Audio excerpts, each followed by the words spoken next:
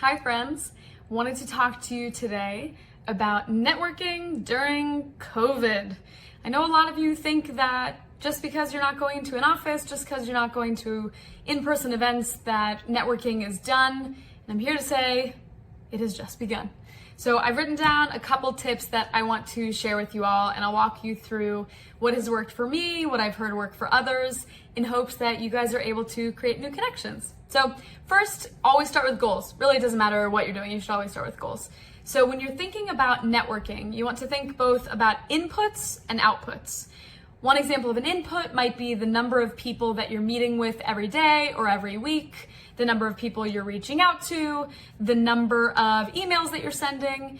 And as far as outputs, you want to think about what is the purpose of you networking now? Is it that you want a new job? Is it to reconnect with old friends? Is it to learn about a new field? Is it maybe to find people to hire? And so there are a couple different output goals that you might have in mind, and you want to think about the main output goal, and you want to have that center of your mind. So first step is that you can actually network with folks that you already know. I think one thing that I really realized is that you probably have hundreds or thousands of connections, but you're really only keeping in contact with maybe 10 to 50 people on a regular basis. And what I heard from a coworker today actually is that she reached out to one person every single day, and even included in the message, I'm reaching out to one person each day to, ask them about what they're doing or to ask them what I can help with. And I kind of loved that transparency. So, just be upfront with it. Say that you're reaching out to one person a day or one person a week. Say that you picked that person for XYZ reason and ask them some sort of question. How are you doing? What are you working on? What can I help with? And that, of course, starts at the conversation. And then even if they don't respond, tomorrow's another day. You can do it again. You can keep tweaking that message. Number 2 is having your tools in order. So one, I love Calendly for setting up personal meetings. I think it's a really smart way to set up just quick 30-minute blocks.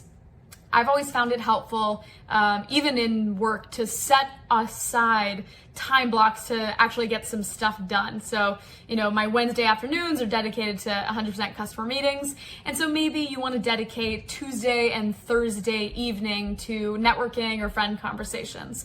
And having Calendly really act as that intermediate step to make the actual scheduling of a networking meeting easier, it's going to save you a lot of stress.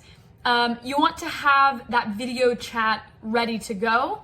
So this is also part of that tools. I think Zoom is what everyone is using right now. But have your Zoom station set up so that you feel like you can join a video chat whenever. Have lighting set up so people can see your face. Have a background photo that's a great conversation starter. Maybe it's where you're located. Maybe it's a city that you want to go to. Maybe it's your dog. Maybe it's wrestling show because you're obsessed with wrestling, I don't know. But you want to have it be a conversation starter.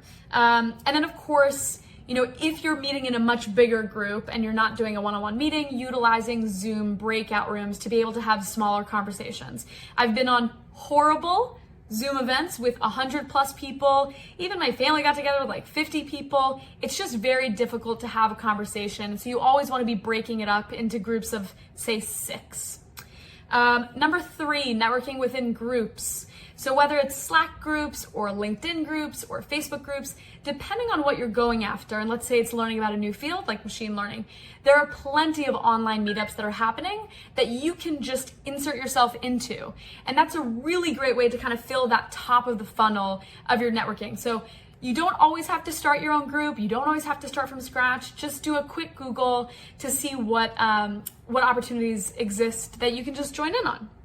Last one, this is commonly overlooked, and I want to leave you all on this point, which is when we think of networking last year, where there were these huge conferences, 5,000, 20,000, 80,000 people, they were broad. They were about technology. They were about AI. And that's easy to have that be your topic when you're bringing together 10,000 people. When you're bringing together 5 people, 40 people, you really want to have a niche topic that brings people together. So it shouldn't just be AI.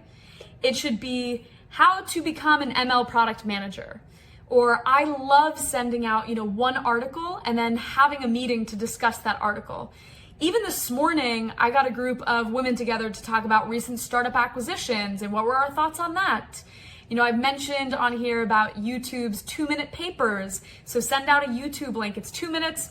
You can even watch it together at the beginning and then discuss it. It's almost like a mini book club. But I've found that especially since COVID started, having these more niche meetups not only make it easier for people to say yes to and to form that small group, but they make it more memorable.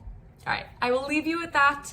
Thank you all for listening in and hearing about how to network during COVID. I hope you take some of these tips, and if you have additional ones, throw them below. Thanks so much.